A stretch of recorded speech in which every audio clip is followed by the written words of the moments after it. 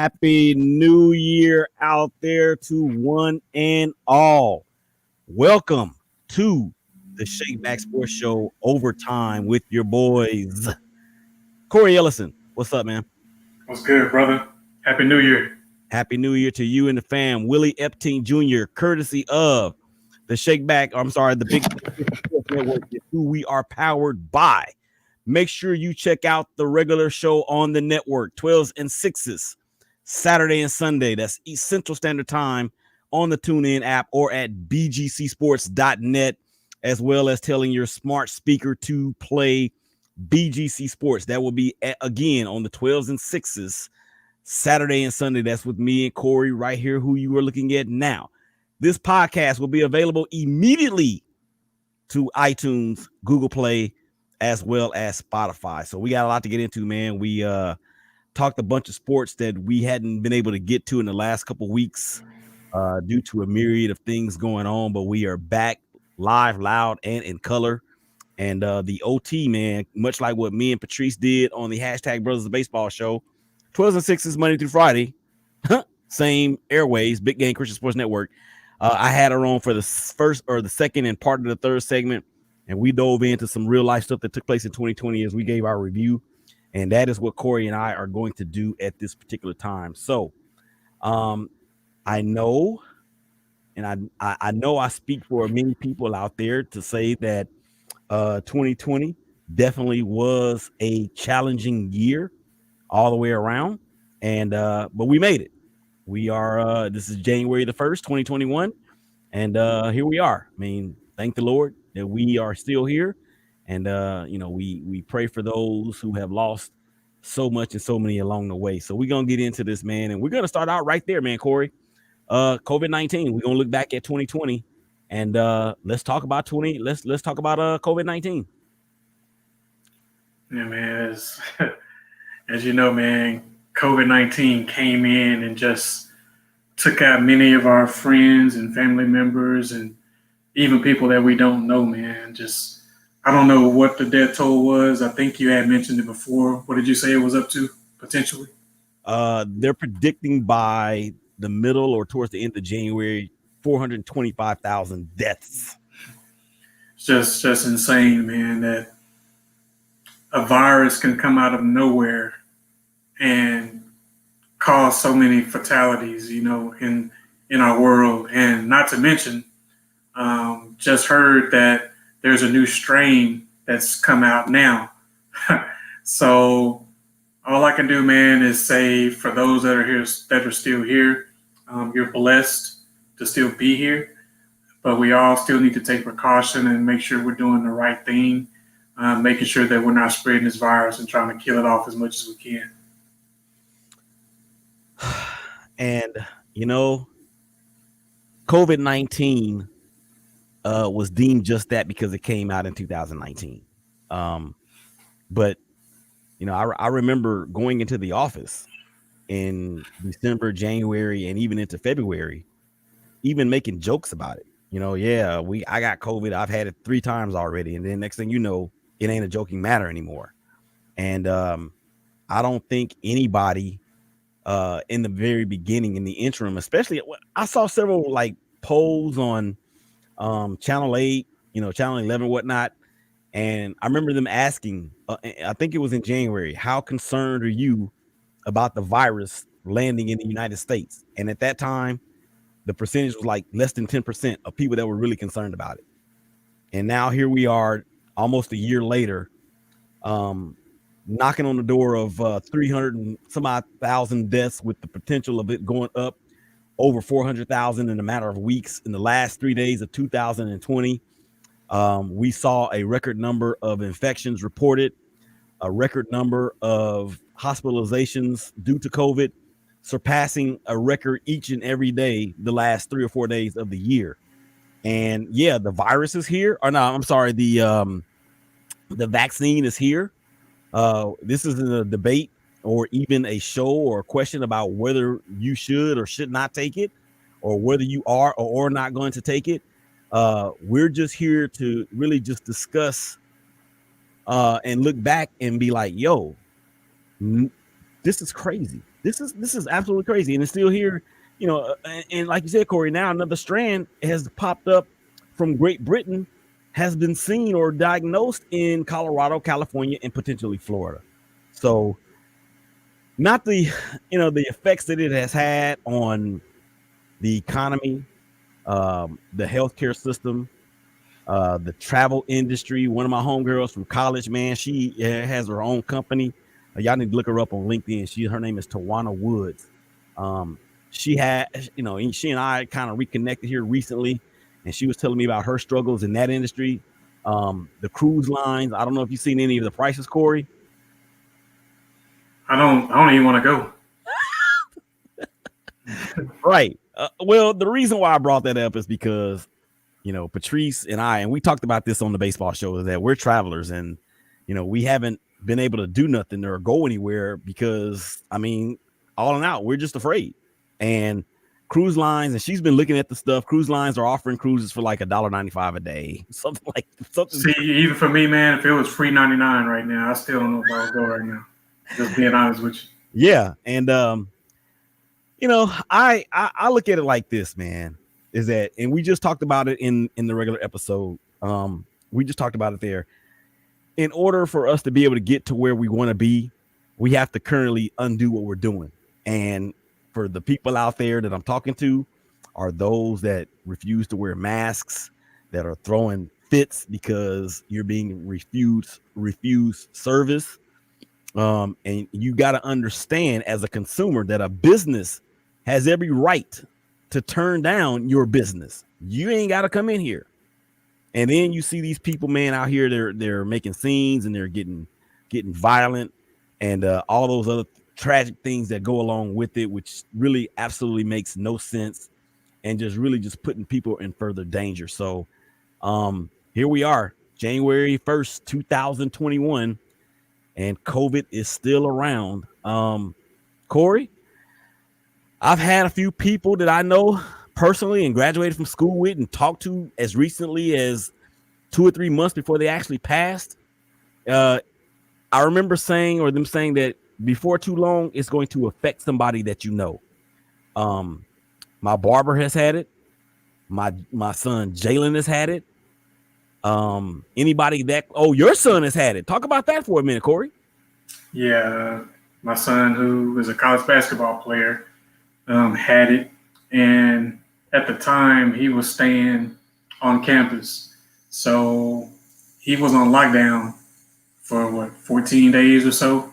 Couldn't come out of his dorm room at all for no reason. So for a teenager to have to endure that, not being able to see his family, his friends, having to stay locked in a confined space for that amount of time, it's just hard and difficult, man. And it was difficult for me because I'm used to seeing my son at least pretty much every weekend, sometimes during the week as well, if he decided to drop by. And like, I would go by and, I would go get some food, buy some food and take it to him, but I couldn't see him. One of his teammates would have to come down and get the food and take it back up to him.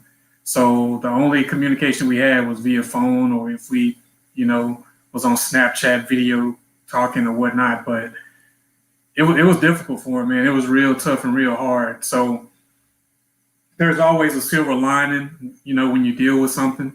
And my silver lining for him was, if you think that's bad, don't do something or jeopardize your freedom by doing something stupid and getting locked up. It's going to be 10 times worse. So that's the silver lining that I took from that, to try to, show him that ain't what you want to do, or that ain't where you want to be. So I've had friends as well that's had it. Fortunately, I've been blessed enough not to have had it yet. Not saying it won't happen. Hopefully it won't. I do try to be careful, but I also, I'm still trying to maintain my health. So I still be in the gym. I still go work out. And it's crazy. I'm not going to mention the gym that I go to, but it's required that you wear a mask entering and a mask leaving. But while you're in there, it's not required that you wear one.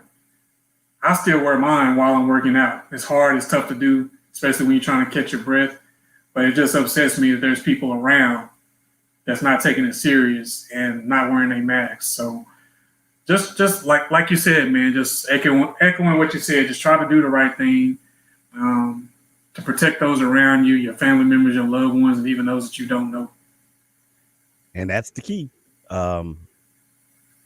We can't be selfish, and in order to become what we want to be, we must unbecome what we currently are.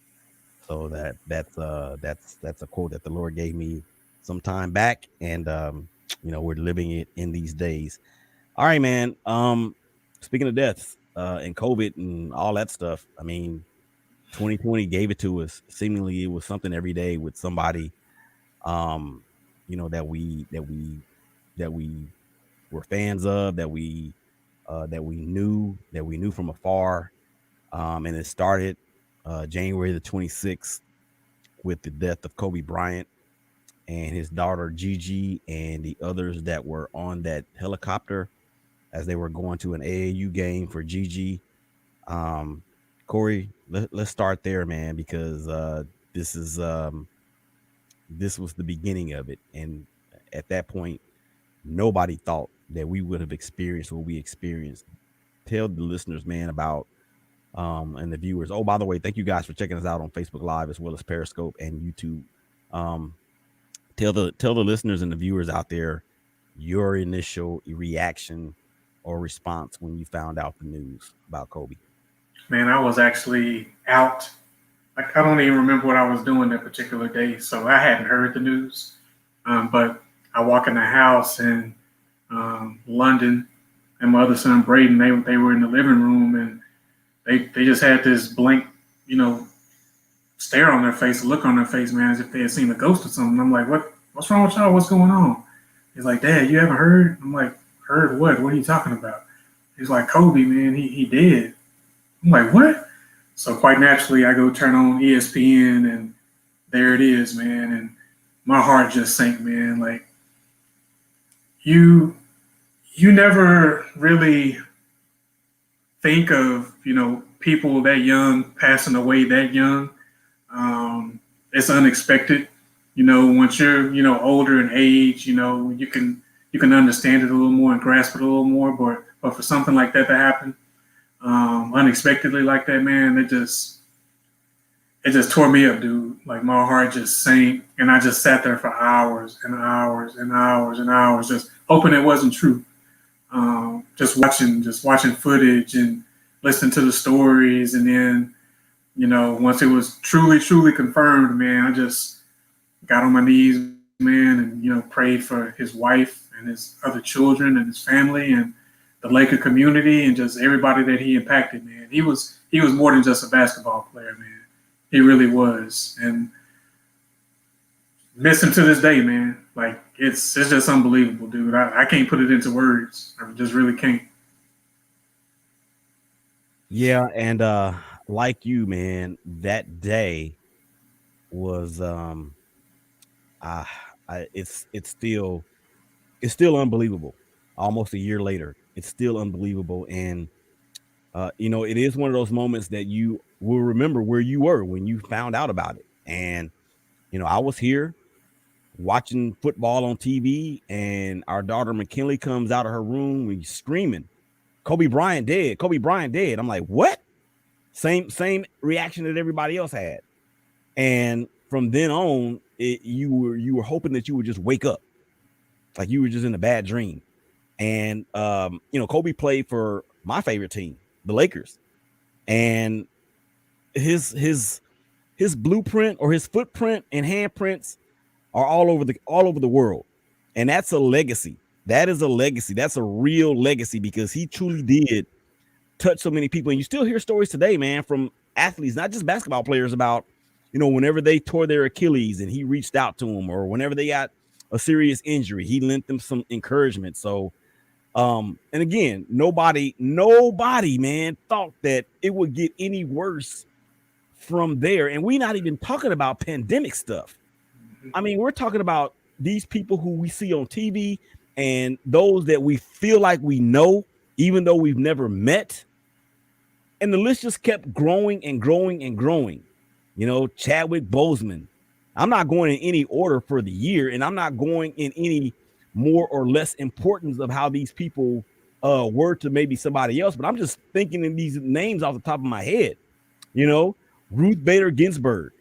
You had John Lewis, Congressman John Lewis, good trouble. Some others, Corey, Charlie Daniels, Charlie Pride. I mean, Alex Trebek, Joe Morgan. I talked about this on the baseball show. The soccer player Diego Maradona. Remember Natalie DeSalle Reed. Mm-hmm. I mean, it just And honestly, man, that the death of Chadwick Boseman, man, that one really hurt as well. Like, none of these people's deaths are to be less than the other one. But like you said, some of these sports influence athletes or people that we've seen on the big screen, you've connected more with them because they've been out there more. And Chadwick Boseman, his death, man, that really crushed me. Number one, I didn't know that he had cancer. Mm-hmm. Nobody did. I didn't know that he was in that bad of shape. And we had touched on this before, man. Like I told you, whoever was in his circle, his family members, his media people, his agents, everyone that was around him kept that so tight-lipped. And I give them nothing. They had nothing but I give them nothing but respect, man, for how they handled it. I'm assuming that he didn't want that out there, and they did everything that they could to keep that out of the spotlight. So I'm glad that he was allowed to go and rest in peace without having to deal with questions from the media about where you are, what stage of cancer, what type of cancer do you have. So I'm just glad that he was able to perish peacefully without having to deal with that type of stuff, man. But like I said, none of these deaths are less than the other one. It's just that some of these actors and athletes stood out more because they were more on the main screen than some of the others. And not only that, I mean, I think it's a cultural issue. It may be, or a cultural connection, along with a community type of connection. That it's just like you said, it's no more less or more than the other. It's just who you are relatable to. And as sports fans, I mean, we may relate a little bit more to, or I shouldn't say a relate, but more, I guess, for the lack of a better word, gravitate towards maybe Kobe or Chadwick because they played these roles that we have actually seen in our real life. And I mean, look, I'm gonna go through a few more names, man, because we could do a whole show for a week with no breaks and talk if we talked about everybody. And again, we're not trying to disparage anybody's family or the other. I'm just running down a list of people that I had written down in some notes. Phyllis George, the first female announcer for the CBS network. She was on NFL Today. Soap opera creator Lee Bell Phillips. He created Young and the Restless and all those others on CBS. Bill Withers, Kenny Rogers, Little Richard, Eddie Van Halen, Charlie Pryor, we already mentioned. Joe Diffie, John Ecstasy Fletcher, a rapper, Juice WRLD. I mean, just so many. Pioneer, reggae pioneer Toots Hibbert. He passed away, or they passed away as well. So yeah, it's and then Corey, at the end, this might be a little bit before your time, but at the end of the year, I think it was December 30th, Dawn Wells, Ginger from Gilligan's Island, passed away, and she actually passed away from COVID-related issues. So, I mean, rest in peace to all those that have gone on to glory, and to your families. Just know that our hearts and prayers are with you. Our condolences as well, and we pray that your lives be comforted somehow, and that your memories of your lost loved ones will be that of a positive nature. So, a year unlike we've ever seen. And I think I can say, I think I'm safe to say for everybody that 2020, I said it and said it in the baseball show, get the hell out. And we're glad you're gone. Okay, so as we continue here on the ShakeBack Sports Show OT, we just got done talking about COVID-19 and the deaths that took place in 2020. The United States is the richest, most affluent, most powerful, and the most free country in the world. So they say. So they say. I preface that because every 4 years, we have this thing called a presidential election. And just in case you have been so socially distant or not on planet Earth, you would know that the election of 2020 that featured incumbent Donald J. Trump and former Vice President Joseph R. Biden took place November the 3rd, the second or the first Tuesday in November. The votes, Cory, were not finished counting for weeks at a time. But now here we are into the new year and approximately 3 weeks away from inauguration. Donald Trump is still challenging the results of the election. Talk. And it's just another ploy, another tactic. He has a problem with control, man. He wants to be in control of everything. And it's funny that he wants the votes recounted in the states where Biden won. But what about the states that he won? He doesn't bring that up. He don't want those recounted. So again, man, it's just another tactic to try to slow down the process. For me, I would love to see him just reject not moving out of the White House and them dragging him out personally.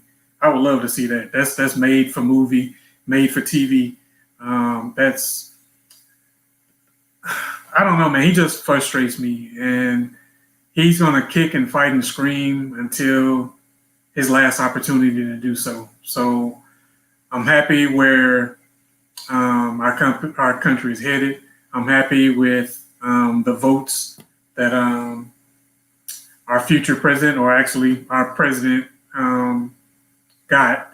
We needed change. We've seen so much happen in 2020 that was not good, of negative proportion, and I'm just ready to see something new, man, take place. So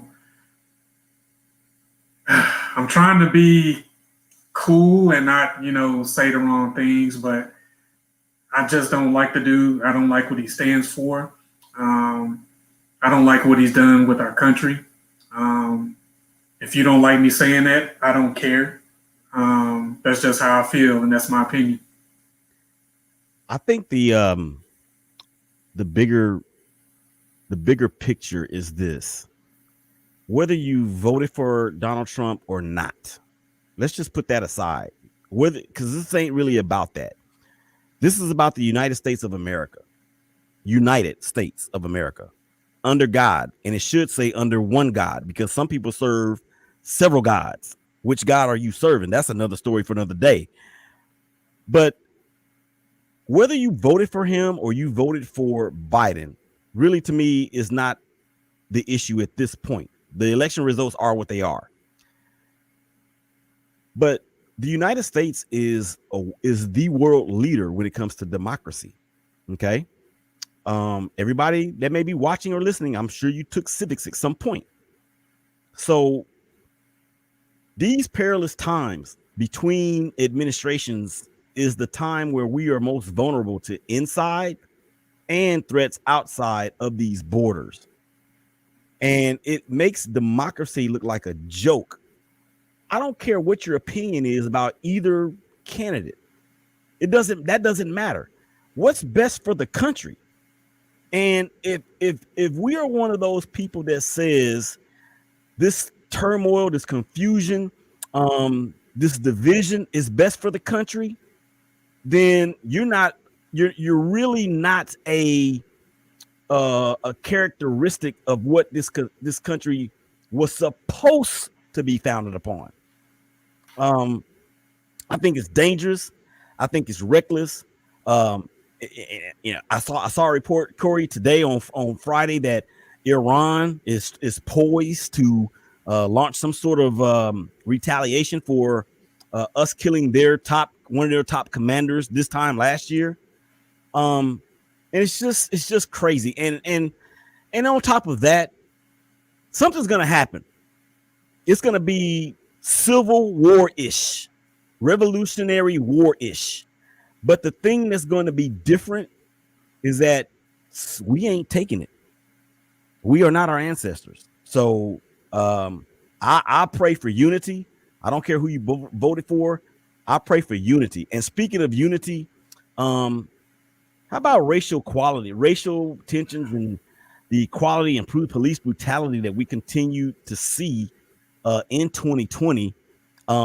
It started out with George Floyd, but it really didn't start out with him. He was just the first one we found out about. And the Black Lives Movement that started, we've talked on that, man, so much, but I just want to kind of let you go ahead and wrap up your feelings about it from the entire year.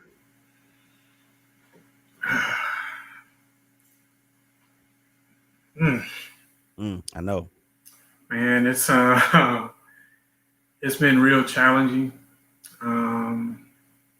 It's been real heartbreaking to see so many of my people of color have to deal with what we're dealing with.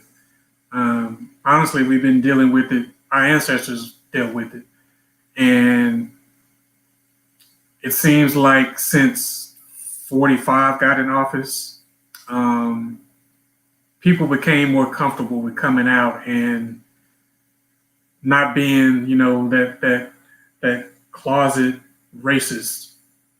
People felt more comfortable coming out, saying what they've always wanted to say, but was scared to say it or scared to do it or act upon it. It's just difficult, man. Like we've talked about this before. Me having 3 African American men, 123, 120, and 116. Them asking to go out and hang out with friends or stay out late at night, it just does something to me. It still does something to me to this day. And really, I can't sleep until I know that they're back. And it shouldn't be that way. It shouldn't have to be that way. And look, all police officers are not bad. We have great police officers in this country. But those ones that are bad make it bad for the ones that are trying to do the right thing. And that's unfortunate that trust has been broken. And I don't know, man. It's just, I can't put it into words, dude. I'm angry. But at the same time, I'm hopeful. At the same time, I try to live by my Christian faith. And I try not to judge, and I try to give people the benefit of the doubt, and I try to love everyone. But sometimes people make that hard. And at the end of the day, I'm a Christian, and I try to follow God's word. So I try to love my enemy, man, even though when I don't want to. And I don't know, man. It's just trying to, make sure that my kids know what to do in a situation if they are pulled over.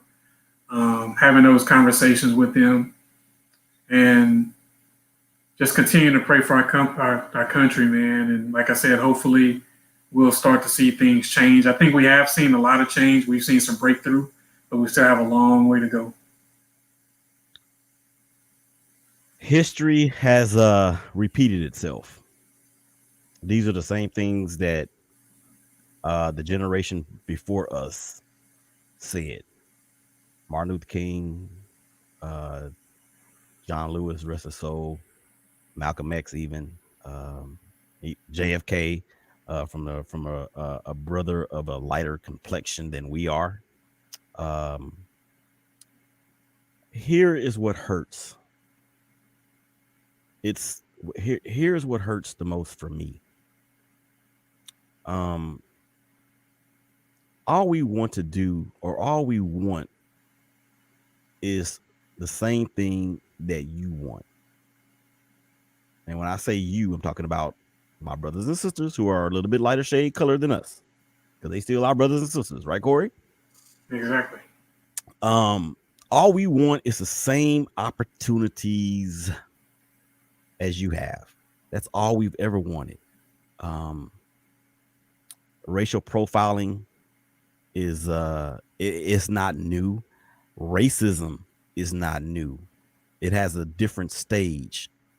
It has a different audience. It's on the big screen. It's being recorded nowadays. I saw something on TMZ on Friday, Corey, where it was a white male in a car. He got pulled over. He had a gun on his seat.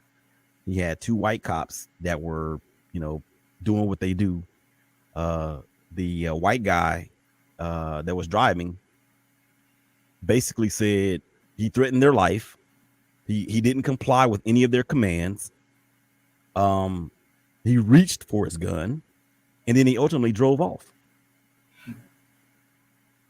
If we can't see the ironic differences in that, then you don't want to see it, because that does not happen to us. That does not happen to us. And what we don't want to hear from the majority, let me see, from the majority, we don't want to hear, well, the same thing happened to my brother. But your brother is not white. And your brother has never been deemed a threat to an entire race or tradition. Those are the things we don't want to hear.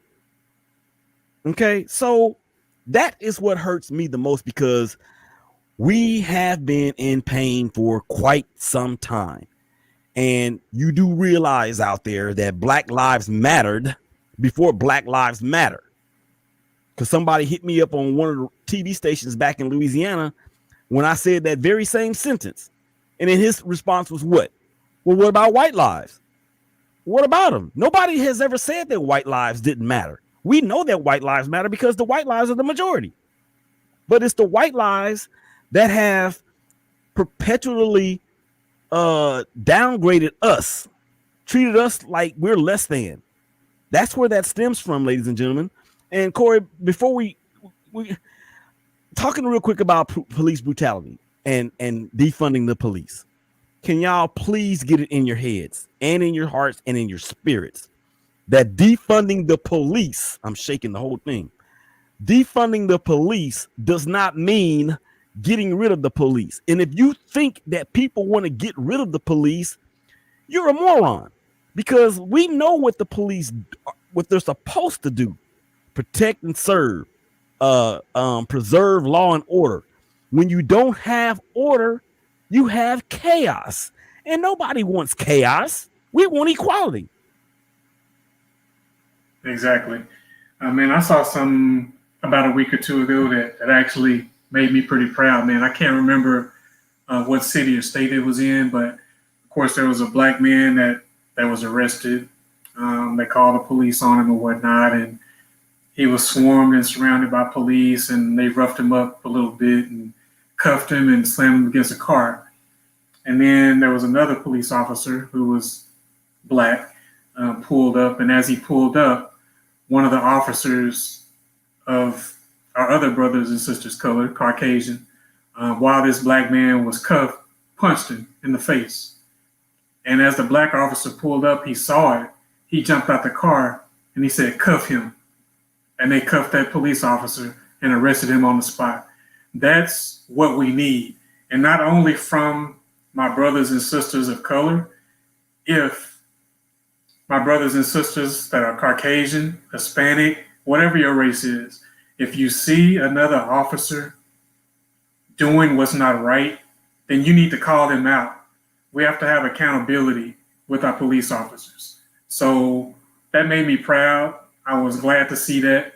And like I said, we need more of that, man. So in order for us to gain, or in order for police to get or gain our respect and gain our trust back, things have to change. And how long is that going to take? I can't answer that, but we got to continue to fight and continue to try to change the perspective and persona of how things are going currently. Yeah, agree 100%. And that is all part of that defund the police conversation, where it's just a reallocation of funds to other areas of need. Not saying we're going to take away your guns and your badges and your, your billy clubs or whatever you want to call those stupid things. But yeah, I agree with you 1,000%. All right, Corey, we got one subject left, man, and basically, this is a sports show, so we're gonna round it off with with your biggest sports story of 2020. No, we already discussed it, man. Passing to Kobe Bryant. That's the biggest story of 2020 for me. Um, Even though it wasn't a story that brought happiness, it brought a lot of pain, brought a lot of hurt uh, to everyone around the world, and it impacted so many people around the world. Like you said, he was an iconic figure, and he's still iconic to this day, and he'll continue to be iconic. Um, just continuing to see his daughters pretty much every week. They're on some type of social media. You see him playing with the youngest daughter. I can't remember her name right now. You see Pau Gasol with them all the time, spending time with their family, trying to help them recover and get back. They'll never be back to where they were prior to him, perishing this earth. But just seeing him as well as others, reach out and, just encourage and give them love and let them know that they're going to be okay, has been refreshing, and just shows that, there are great people in this world that do care and do love us. So for me, man, that is totally the number one sports story for me for 2020. Yeah, and I didn't know you were gonna go there, and not that there's anything wrong with it. It's just I figure with every I didn't really I don't know if I really consider that a sports story, but I see what you're saying. I see what you're saying, and the golden rule definitely applies with Pau Gasol and so many others that have reached out to the Bryant, to Mrs. Bryant and her kids. That's basically love thy neighbor, and that's what that is. For me, I think the biggest sports story of the year was just that sports came together in a movement, and not just in the United States, but all over the world with the Black Lives Matter movement. And before the people who are opposed to BLM starts tweeting us or inboxing us or whatever. Who cares? Well, I'm not gonna say who cares, because that's what they do to us. Who cares about what you're going through? Who cares about what you have been how you've been done? So I'm not gonna say I don't care, because if you don't care, then if a person doesn't care, then there's not gonna be any action to correct the reasons why people do or don't care. So I'm not gonna say I don't care. Let me say that I'm not going to participate any longer in getting into arguments and debates with people. Yeah. I don't have the energy or time for that no more. So if that's what you want to do, just know that it's going to be ignored on my end. There you go. And I like the way you put that, because that clears it up and leaves no room for any interpretation for somebody to bring it back and say otherwise, even though we know they're going to try. But at that point, you're right. Who cares? So I love the way that the leagues around the world saw something that was not right and did something about it. Because too many times in our history, in African American history, we have been victimized by things that people know are not right and just turn their cheek or their eye or their head to it. Now, I was really, really moved during the height of the movement when the leagues and the teams decided to boycott, and when the National Hockey League did it, that's when you know it's real, because I think there might be three, maybe four brothers that are the same shade as us in that league, And for them to do that in a bubble in a different country, that was humongous. And then for baseball, Major League Baseball, America's pastime, the number one sport of Americans' history, and there's 9% African Americans in that sport. That saddens me. But the way that they came out, and I remember, and look, I'm gonna say this: somebody that I went to high school with, is a fan of a team that's in the American League, and when baseball came back and BLM was on the back of the mound, this person said, if this team does this, if my team does this, I'm done. I'm done with them, because they consider BLM to be Antifa or race or a terrorist group. And I said to this person, so you're okay with the team that is supporting a movement that promotes equality, or you're not in support of a team that is involved in a movement that is promoting or supporting the promotion of equality, but you are in favor, or you support a team that knowingly cheated to win a World Series. Really? That's all I got, man. Cory, you got anything else? Man, for me, I just want to say I'm glad 2020 is over, man. I've definitely had some challenges in 2020. This has probably been one of the more difficult and challenging years for me on my life here on this earth. But we're still here, man. We're still here, and we still have a purpose. That's pretty much why I wore this shirt today, just telling people don't give up. We made it through 2020, man, and you still have a purpose here on life. You still have a purpose here on earth. God still has you here for a reason. What that purpose is, I can't tell you. That's for you to determine and find out. But for me, I'm going to keep pushing forward, and I'm going to keep pushing positivity. I'm going to keep loving everyone. And I just want the same reciprocated to me. And for you, my brother, I love you, man. We made it through 2020 with our show. Looking forward to where we're going to go in 2021. Know we got some big things coming up. So I'm anxious and ready for that. And I'm just ready to take this show, our people's show, to another level. Yeah, and this show is others based. And if you are in a business that involves a service or even a product, and the others aren't first in your reason for being, if the others aren't first, trust me, they're going to make sure that you finish last. All right, man. So that's going to do it for the ShakeBack Sports Show OT. Cory Ellison, the dopest engineer in the game, Big Dave, Willie Epstein Jr. Man, we appreciate y'all. iTunes, Spotify, and Google Podcasts. Make sure you subscribe and listen. So we out. Holla at y'all later. Peace.